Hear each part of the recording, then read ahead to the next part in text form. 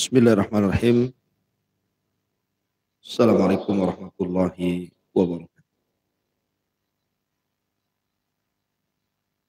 Alhamdulillah wassalatu wassalamu ala Rasulillah wa ala alihi wa sahbihi wa mawalah wa la hawla wa la quwata illa billahi wa ba'du.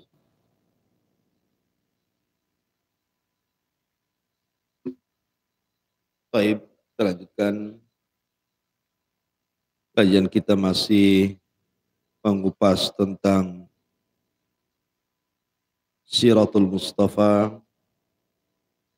alaihi salatu wassalam, sirah manusia terbaik Rasul kita Muhammad sallallahu alaihi wa ala alihi wasallam. Kemarin kita sudah menjelaskan tentang masa remaja Nabi sallallahu alaihi wa ala alihi wasallam, di mana Nabi sallallahu alaihi wasallam sempat kemudian diajak berdagang oleh pamannya Abu Thalib, tetapi di tengah perjalanan disuruh kembali ke Mekah karena Buhairah rahib, seorang rahib, memberitahu kepada Abu Thalib paman Rasul bahwa ada tanda-tanda kenabian dari anak remaja itu. Makanya kemudian Abu Thalib pun ketakutan dan mengembalikan Rasul ke Mekah dan tidak jadi diajak untuk berniaga. Sampai di sini kisah kita pada minggu yang lalu. Baik, ma'asyiral muslimin yang dimuliakan Allah Subhanahu wa taala. Ketika Nabi sallallahu alaihi wasallam di usia 12 tahun dan Rasul sallallahu alaihi wasallam tidak jadi ikut berniaga dengan Abu Thalib, maka Nabi SAW mulai mencari pekerjaan atau kegiatan. Maka Rasul pun kemudian melamar untuk menjadi penggembala kambing. Penggembala kambing dari kambing-kambing milik orang kaya. Makanya Nabi sallallahu alaihi wasallam sendiri yang menceritakan, "Ma min nabiyyin illa wara'al ghanam." Tidak ada satupun nabi kecuali mereka menjadi para penggembala kambing. Termasuk Anda wahai Rasul, termasuk saya. Jadi Nabi sallallahu alaihi wasallam sendiri yang menceritakan bagaimana kehidupan masa remajanya dihabiskan untuk menjadi penggembala kambing. Tapi justru ketika menjadi penggembala kambing inilah akhlak Nabi sallallahu alaihi wasallam mulai terkuat. Mulai tersebar siapa sebenarnya Rasul sallallahu alaihi wasallam. Nah, ketika Nabi sallallahu alaihi wasallam menjadi penggembala kambing, tentu penggembala kambing bukan hanya Nabi saja. Tapi banyak para penggembala seusia dia ataupun mungkin di atasnya atau mungkin di bawahnya yang sama-sama bekerja untuk seseorang yang kaya yang banyak kambing. Sehingga terkadang salah seorang di antara mereka apabila menghadiri sebuah acara, mereka pun tidak berani meletakkan kambingnya sembarang karena bagaimanapun kambing ini binatang hidup. Tidak bisa diletakkan seperti benda mati. Belum lagi ancaman dari serigala-serigala. Belum lagi harus dirawat memang kambing itu. Sehingga kemudian teman-teman seusianya terkadang menitipkan kambing-kambing itu kepada Nabi sallallahu alaihi wasallam. Kemudian dia menghadiri acara. Kemudian selesai acara, diambil lagi kambing-kambing itu dan herannya tidak ada satupun kambing yang hilang. Tidak ada satu kambing yang sakit. Bahkan kambingnya gemuk-gemuk. Dari sini maka Nabi SAW mulai dicintai sesama penggembala. Dan mulailah dikenal akhlaknya Shadiqul Amin. Orangnya jujur lagi amanah. Apalagi Nabi SAW diajak oleh teman-teman seusianya itu untuk berhura-hura, maka Rasul tidak mau. Kan di zaman jahiliyah terkenal suka minum khamar, suka berhura-hura, bermaksiat kepada Allah Azza wa Jal, apalagi di usianya gitu ya, usia remaja. Tapi Nabi memilih untuk tidur bersama kambing-kambing dibandingkan harus berhura-hura bersama teman-temannya. Dari situ juga Rasul terkenal sifat iffahnya, menjaga diri dan kehormatan. Tidak pernah menyentuh khamar, tidak pernah berzina, tidak pernah mengucapkan kalimat kotor, dan begitu seterusnya. Dikenal muamalahnya. Jadi satu sisi dikenal amanahnya, karena kalau dititipi sesuatu, maka Nabi akan menjaga titipannya. Situlah dikenal amanahnya. Bahkan orang-orang jahiliyah menitipkan sesuatu kepada Rasul bukan hanya di masa jahiliyah saja. Sampai ketika Rasul jadi Nabi pun masih. Walaupun satu sisi mereka membenci dakwah Nabi, tapi sisi lain mereka butuh kepada Nabi.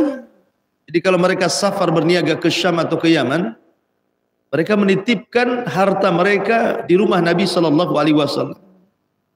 Seolah-olah Nabi adalah pencetus bank syariah pertama dalam Islam. Penitipan barang. Makanya kenapa Nabi ketika hijrah ke Madinah, beliau meminta Ali radhiyallahu anhu untuk menggantikan posisinya, tinggal di rumahnya. Salah satu alasannya adalah karena ada barang-barang orang-orang jahiliyah yang belum tersampaikan kepada pemiliknya dan sedang safar. Sehingga Rasul mengamanahkan kepada Ali untuk mengembalikan barang-barang itu, kalau mereka datang baru engkau menyusul hijrah. Itu salah satu alasan kenapa Rasul meletakkan Ali di rumahnya. Karena ada barang-barang yang belum sampai ke pemiliknya. Dan Rasul meminta kepada Ali untuk menyampaikannya. Walaupun taruhannya nyawa masalahnya. Tapi yang jelas bahwa begitulah kehidupan Rasul di masa remaja, dihabiskan untuk menggembala kambing. Dan justru dari situlah Allah mempersiapkan Rasul untuk menjadi Nabi dan juga Rasul. Ma'asyiral muslimin yang dimuliakan Allah Subhanahu wa ta'ala. Setelah usia Nabi SAW menginjak sekitar kurang lebih 20 tahun,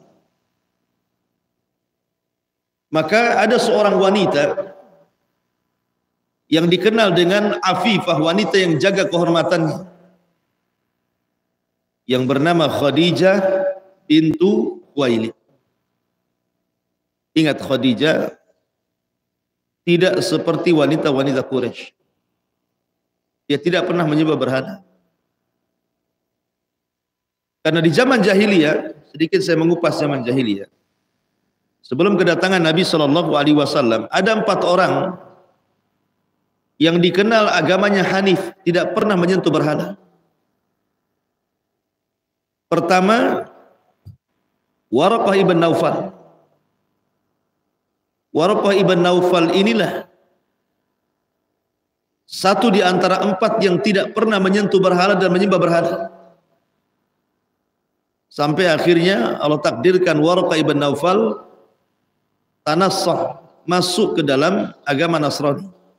Awalnya dia memegang agama Ibrahim, tapi karena memang di zaman jahiliyah mayoritas para penyembah berhala, maka dia pun mencari-cari kebenaran. Akhirnya dia ke Syam, kemudian belajar kepada seorang rahib dan menjadi Nasrani. Kemudian pulang ke Mekah, dan dia pun kemudian menginjak sampai tua, dan Allah pertemukan dengan Nabi SAW. Kemudian masuk ke dalam Islam. Kemudian setelah pertemuannya beberapa bulan setelahnya, Waraqah meninggal dunia. Nanti ada kisahnya Waraqah ibn Naufal dengan Nabi SAW dan juga Khadijah bintu Khuwailid. Kemudian yang kedua Sa'id, yang kedua Zaid ibn Amr ibn Naufal. Zaid ibn Amrin ibn Naufal. Ini tidak pernah menyentuh berhala. Bahkan Asma putri Abu Bakar Siddiq radhiyallahu anhu menceritakan tentang kisah Zaid ibn Amr ini. Jadi suatu ketika Zaid ini pernah menghadapi para penyembah berhala di Mekah. Kemudian dia katakan, kafartu billat wal Uzzah. Aku mengkufuri Lata dan Uzzah. Artinya bahwa dia terang-terangan menolak agama kesyirikan di Mekah itu.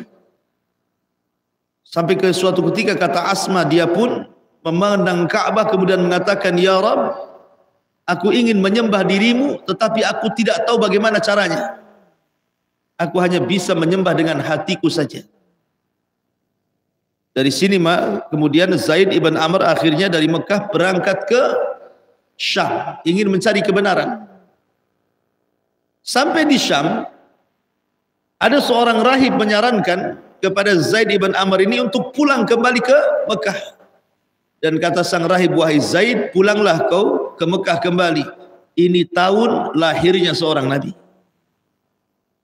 Ini tahun lahirnya seorang nabi, kau akan mendapatkan kebenaran. Maka Zaid ibn Amr ibn Nufail ini pun pulang, tetapi sayang di tengah jalan dicegat oleh para perompak. Kemudian dia pun dibunuh.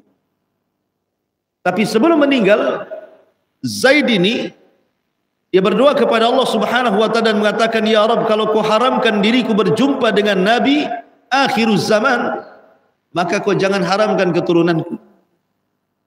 Akhirnya setelah itu kemudian dia pun mati, dibunuh. Maka salah satu putranya menjadi satu di antara 10 sahabat yang dijanjikan masuk surga. Siapa? Sa'id ibn Zaid ibn Amr. Sa'id ibn Zaid masuk pada kategori al-asyaratu al-mubashiruna bil jannah. 10 sahabat yang dijanjikan masuk surga, salah satunya Sa'id bin Zaid. Abu Bakar, Umar, Utsman, Ali, Abdurrahman bin Auf, Abu Ubaidah, Ibnul Jarrah, Talha, Zubair, kemudian Sa'id ibn Zaid. Kemudian satunya siapa? Tidak tahu, lupa. Saya pun lupa. Ya, Sa'ad bin Abi Waqqas. Ahsan. Baik, jadi 10 sahabat yang dijanjikan masuk surga. Salah satunya Sa'id ibn Zaid, putra daripada Zaid ibn Amr ibn Nufail. Bapaknya ini salah satu yang hanif, tidak pernah menyembah berhala di zaman jahiliyah. Makanya Umar ibn Khattab kan masih ada kekerabatan. Karena Sa'id ibn Zaid ini menikah dengan putranya, adiknya Umar namanya Fatimah. Itu pula yang menyebabkan Umar masuk Islam kan. Ketika Fatimah, adiknya Umar dan suaminya Sa'id bin Zaid sedang membaca Al-Quran dan belajar Al-Quran kepada Khabbab ibn Arat. Tiba-tiba Umar datang, kemudian menampar Fatimah sampai terjungkal dengan itu. Pokoknya dia sadar. Kemudian akhirnya dengan sebab peristiwa itu Umar pun masuk Islam. Jadi Umar masuk Islam itu di rumah siapa? Sa'id bin Zaid. Diarahkan untuk supaya datang ke rumah Arqam bidarir Arqam. Kemudian disuruh untuk menemui Rasul dan masuk Islam. Nah, Umar mengatakan kepada Rasul, ya Rasulullah, bagaimana kondisi Zaid ibn Amr di akhirat? Kan dia tidak pernah menyembah berhala. Maka Rasul mengatakan, nanti pada hari kiamat Zaid ini akan diutus sendirian. Karena dia satu-satunya umat yang tidak menyembah berhala di zamannya maksudnya. Yub'atsuna yaumal qiyamah ummatan wahdah liwahdiha, ummatan liwahdiha. Dia akan diutus pada hari kiamat sendirian di antara semua umat yang menyembah berhala. Dibedakan karena dia memang tidak menyembah berhala masalahnya. Kemudian juga selain daripada Zaid ibn Amr ibn Nufail, di sana ada Utsman ibn Nufail. Tapi terlalu frontal dia dakwahnya, terang-terangan tidak mau menyembah berhala, akhirnya disiksa oleh orang-orang Quraisy dan meninggal. Kemudian di sana ada Ubaidillah ibn Jahas. Ubaidillah ibn Jahas. Jadi ada Waraqah ibn Naufal, ada Sa'id, ada Zaid ibn Amr ibn Naufal, ada Utsman ibn Naufal, dan ada Ubaidillah ibn Jahas. Ini 4 orang yang tidak menyembah berhala di zaman jahiliyah, yang disebut dengan Hanif namanya. Hanifan muslima wa ma kana minal musyrikin. Jadi orang-orang yang tidak menyembah berhala di zaman jahiliyah itu disebut Hanif. Lah Khadijah bintu Khuwailid ini banyak belajar kepada pamannya Waraqah ibn Naufal, sehingga Khadijah tidak dikenal menjadi penyembah berhala. Dan dia dikenal wanita tahirah yang suci. Sampai-sampai orang-orang jahiliyah menyebutnya dakhaltu minat tahirah wa kharajtu minat tahirah. Aku keluar ke rumah wanita suci, aku masuk ke rumah wanita suci. Begitu mereka menyebutnya Khadijah sebagai imra'atun tahiratun, wanita suci. Karena satu-satunya wanita di zaman jahiliyah yang menutup aurat adalah Khadijah. Padahal Nabi belum ada, tapi dia sudah berjilbab, menutup auratnya. Makanya disebut wanita tahirah suci. Lah Khadijah ini adalah wanita seorang tajirah, pembisnis ulung walaupun dia seorang wanita. Cerdas dalam mengelola harta. Dia mengambil bekerja sama dengan para peniaga-peniaga, bisnismen Mekah yang besar-besar, bekerja sama dengan para pembisnis itu, kemudian meletakkan barangnya di barang-barang mereka, kemudian mereka yang mengelola. Akhirnya Khadijah pun menjadi manusia atau wanita yang paling kaya di zamannya. Bahkan kalau seandainya para pembisnis laki-laki dikumpulkan hartanya yang ada di kota Mekah itu, masih belum bisa menjangkau hartanya Khadijah bintu Khuwailid. Sampai seperti itu ulama mensifatkan saking kayanya Khadijah gitu. Lah akhirnya kemudian Khadijah ini punya budak laki-laki namanya Maisarah. Khadijah mengatakan, wahai Maisarah, tolonglah carikan kepadaku seorang laki-laki yang jujur dan amanah untuk diamanahkan dengan perniagaannya. Akhirnya Maisarah pun kemudian mencari-cari orang, berjumpalah dengan Nabi SAW. Kemudian ditawarkan tentang kerjasama, mau enggak engkau menjadi pekerja Khadijah, memutarkan modal Khadijah, berniaga ke Syam ataupun ke Yaman, kemudian pun bicara 4 mata. Akhirnya Rasul deal dan menjadi pekerja Khadijah dengan sistem mudharabah. Sistem mudharabah itu artinya Khadijah yang memberikan modal, Rasul yang memainkan modalnya, namanya mudharabah.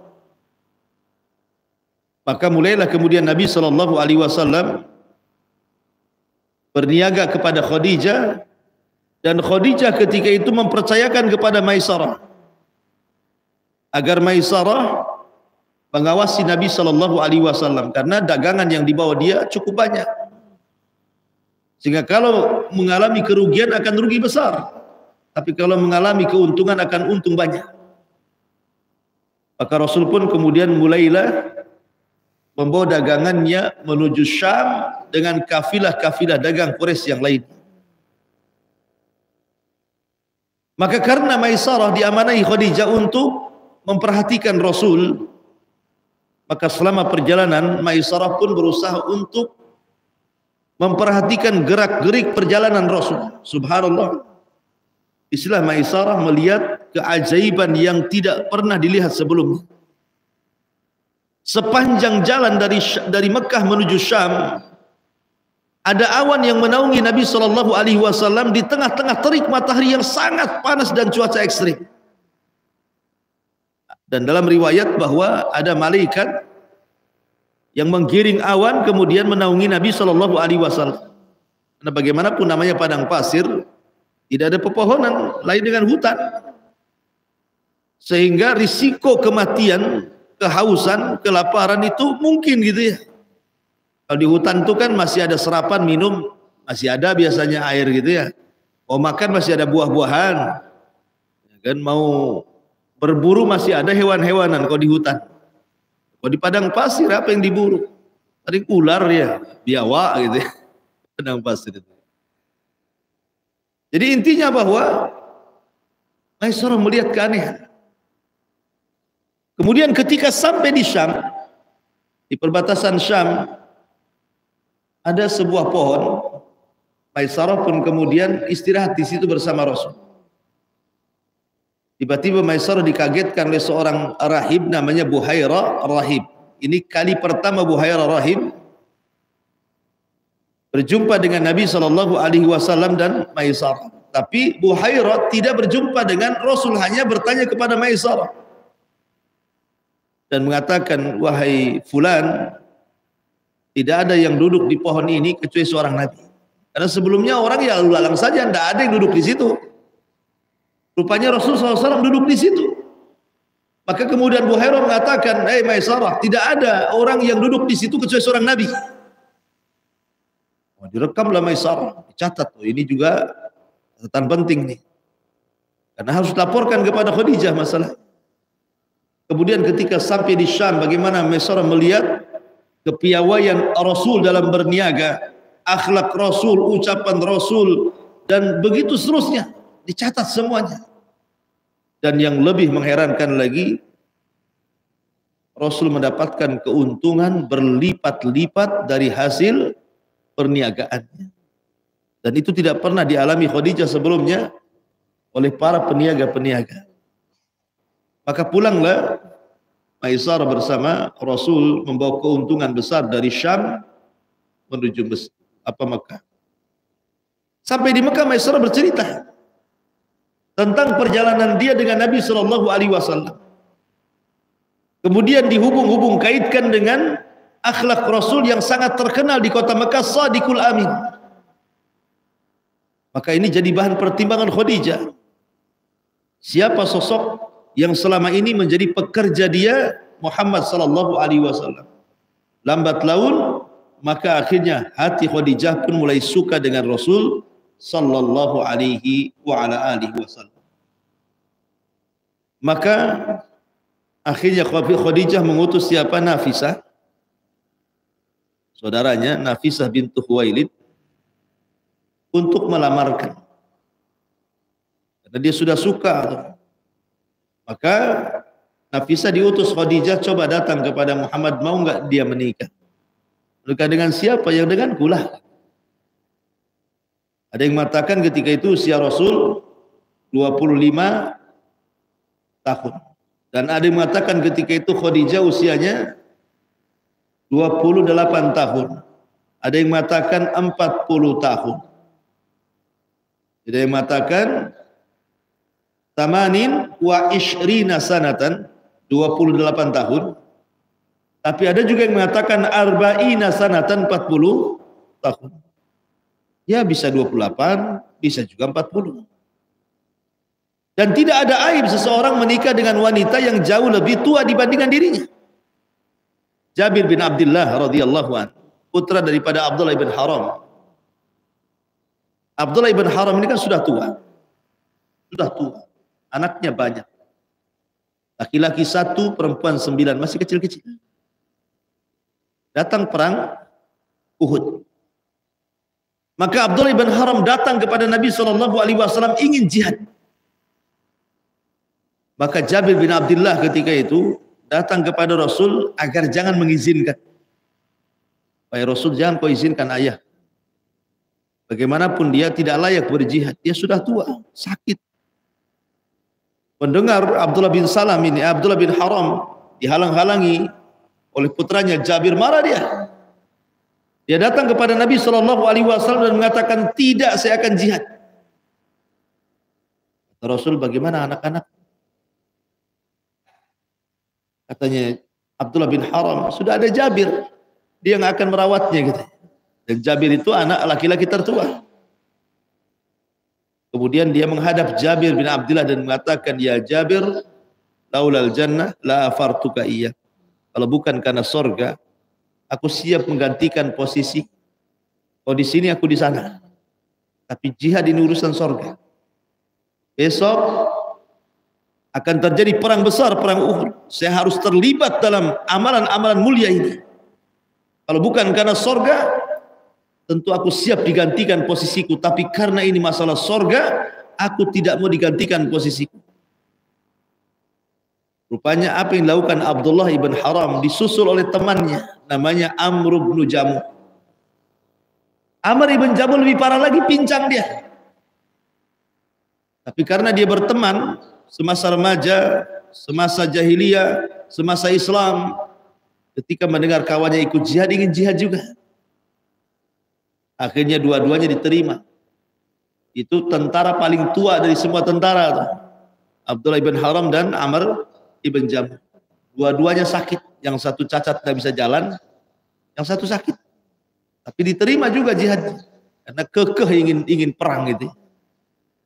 Allah takdirkan dalam perang Uhud dua-duanya meninggal. Dan dua-duanya yang pertama kali meninggal di awal-awal. Maka selepas perang Uhud, Nabi memerintahkan suruh menguburkan keduanya dalam satu lubang. Karena di masa ketika beliau keduanya masih hidup, keduanya senantiasa bersama-sama dalam rangka beribadah kepada Allah, maka dikuburkan dalam satu lubang. Abdullah ibn Haram dan Amr ibn Jam. Yang ingin saya ceritakan anaknya Abdullah ibn Haram, namanya Jabir. Ketika meninggal ayahnya, tentu yang jadi posisi ayah bagi anak-anaknya Abdullah bin Haram adalah Jabir bin Abdullah, selaku anak laki-laki terbesar masalahnya. Semua perempuan, semua kecil-kecil. Disinilah kemudian Abdullah bin Haram pun menikah dengan seorang janda. Akhirnya kemudian setelah menikah dengan seorang janda, kemudian dia datang kepada Rasul. Rasul melihat, namanya habis nikah kan nampak kan. Habis nikah dengan yang belum menikah, yang sudah lama nikah, mukanya pun nampak. Nah, ini jomblo. Ini baru nikah nih, senyum juga kan. Ini kayak mau nikah lagi kayaknya. Nampak ya. Jadi Rasul bertanya, ya Jabir, nampaknya kau sedang bahagia. Kata Jabir, benar wahai Rasul, aku baru menikah. Dengan perawan atau janda? Kata Jabir, dengan janda wahai Rasul. Kenapa kau tidak menikah dengan perawan supaya engkau bisa bermesraan lagi lebih dibandingkan dengan seorang janda? Kata Jabir, tidak wahai Rasul. Aku mencari seorang janda bukan hanya dijadikan hanya untuk istriku saja, tapi untuk ibu dari adik-adik. Jadi Jabir mengambil janda itu karena dia melihat maslahat. Adik-adiknya banyak, masih kecil-kecil. Makanya dia menikah dengan seorang janda. Makanya dia mengatakan, aku bukan hanya mencari seorang istri, tapi juga mencarikan ibu bagi adik-adikku. Itulah jawaban Jabir bin Abdullah.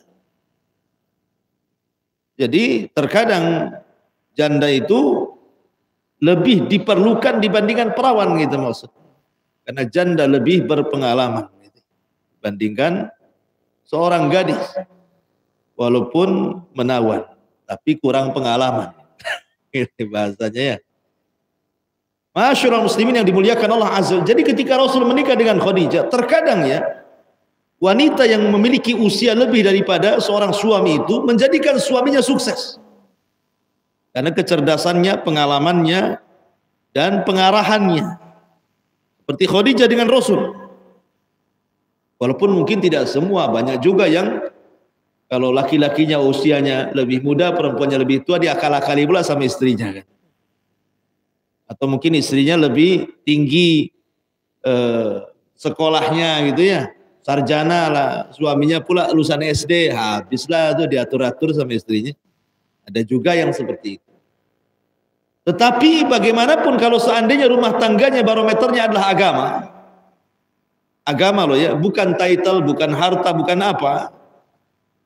Maka terkadang wanita yang tua itu dibandingkan pasangannya, suaminya, kalau memang ini unsurnya unsur agama, pasti akan lebih mengarahkan dibandingkan yang gadis gitu.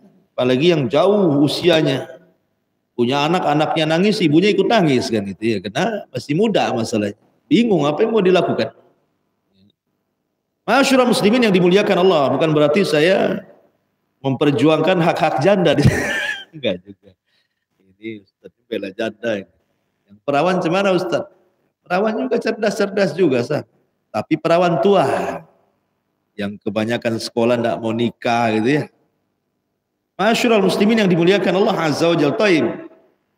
Kembali bahwa Rasul menikah dengan seorang janda yang namanya Khadijah bintu Khuwailid. Khadijah ini sebenarnya ikhwan sudah pernah menikah dengan seorang namanya Atiq ibn Aid. Suami pertamanya namanya Atiq ibnu Aid. Tapi sayang meninggal dunia.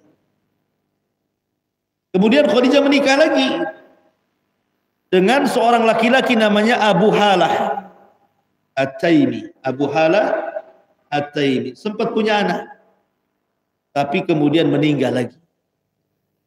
Jadi Rasul itu suami ketiga sebenarnya setelah Atiq dan Abu Halah, dan tidak ada masalah. Tidak ada masalah Rasul menikah dengan siapapun yang jelas barometernya adalah agama. Masyaallah muslimin yang dimuliakan Allah Azza wa Jalla. Singkat cerita kemudian Nafisah pun datang kepada Nabi Shallallahu Alaihi Wasallam bahwa menentukan keinginan Khadijah. Oh, dia ingin menikah dengan dirinya. Tapi Rasul itu ikhwan, orang yang beradab, punya akhlak. Dia mengatakan kepada Nafisah, sampaikan kepada Khadijah, hatta asta'dzinu ammi. Aku belum bisa ngasih keputusan sampai aku dapat izin dari pamanku Abu Thalib. Oh, nikah saja minta izin. Padahal Rasulullah Shallallahu Alaihi Wasallam sudah 25 tahun usianya, artinya orang-orang Arab itu kan nampak ya muda-muda aja nampak tua kan. Lain dengan orang kita gitu, udah tua pun nampak muda gitu. Kalau dibandingkan dengan orang Arab. Tapi orang Arab kan dewasa-dewasa orangnya. Tetapi Nabi punya akhlak karena dia hidup di rumah Abu Thalib sejak usia 8 tahun sampai sekarang usia 25 tahun. Artinya Nabi Shallallahu Alaihi Wasallam sudah lama tinggal di rumah Abu Thalib, tentu harus minta izin sebagai adab. Oh, kalau sekarang mana ada izin-izin mau nikah kan? Apalagi antum merantau dari Jawa, dari Medan, dari Padang, dari mana-mana ke Batam gitu ya. Kali ada janda kaya, betul-betul kaya, menawarkan diri, mau nggak nikah dengan anak? Cantik lagi. Saya kira nggak ada istilah nolak itu. Dan nggak ada istilah izin-izin orang tua itu. Mau kapan gitu. Berapa, tanggal berapa gitu.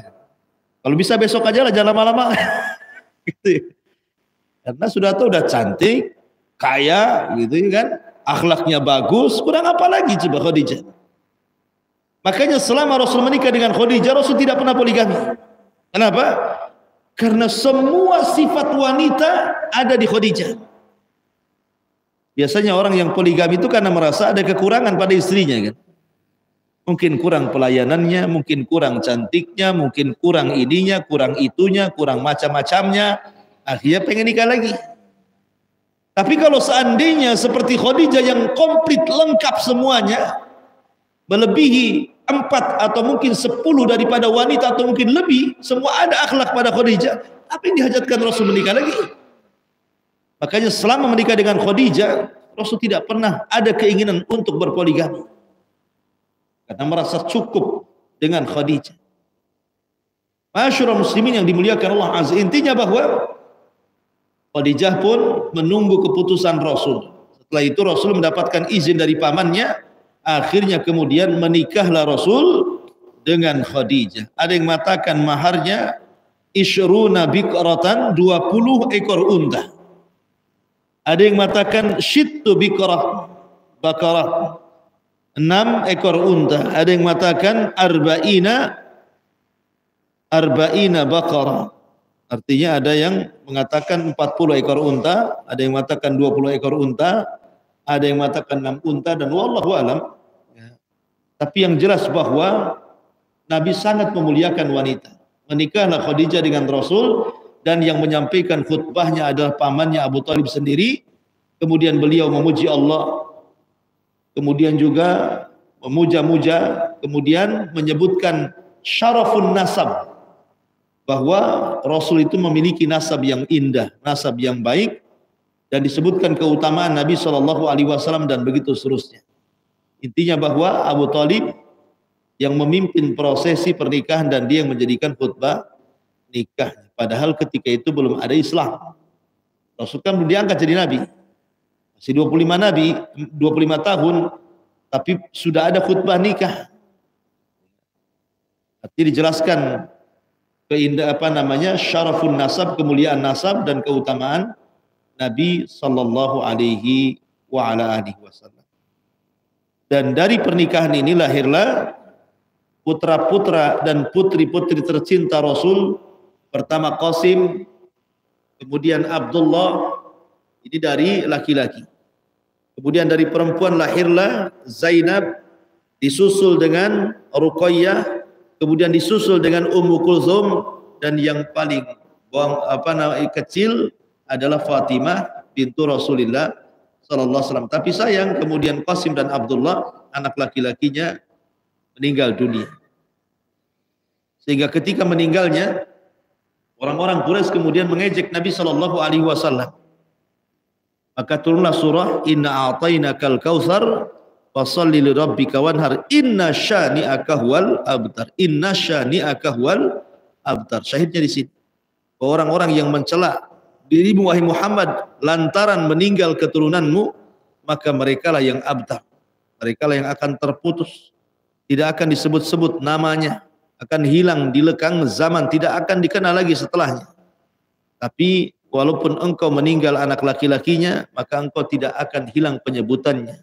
Makanya Allah mengatakan wa rafa'na laka dzikra, dan kami angkat penyebutan dirimu wahai Muhammad, kau tidak akan dilupakan. Makanya nama terbanyak yang dipanggil di dunia adalah Muhammad, Ahmad. Setiap dengar azan kita dengar nama itu. Setiap dengar qomat kita dengar nama itu. Setiap sholat kita membaca nama itu. Setiap ada orang yang bersalawat kita menjawab nama itu. Bahkan setiap ada orang yang melahirkan, ada juga anak-anaknya disebut nama itu Muhammad ataupun Ahmad. Setiap orang masuk Islam terkadang diganti namanya dan dikasihkan nama Muhammad ataupun Muhammad Ahmad. Siapa namanya? Di zaman jahiliyah Michael, Ustaz. Masuk Islam Muhammad Michael. Jadi ada Muhammad, ada Ahmad. Sampai banyak orang-orang non-muslim pun mereka menamai namanya Muhammad. Padahal di luar Islam gitu ya. Saking cintanya dengan Muhammad, karena Muhammad itu kasratul hamd. Tapi lihat musuh-musuh Nabi SAW. Abu Jahal, Abu Lahab, Umayyah, Al-Walid, dan begitu seterusnya. Ataupun kepala gengnya Abu Jahal ya gitu. Tidak ada orang yang menamakan dirinya Abu Jahal. Sampai hari ini. Sampai siapa ya?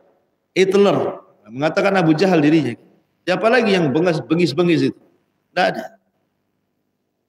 Hatta perampok sendiri nggak mau dibilang Abu Jahal.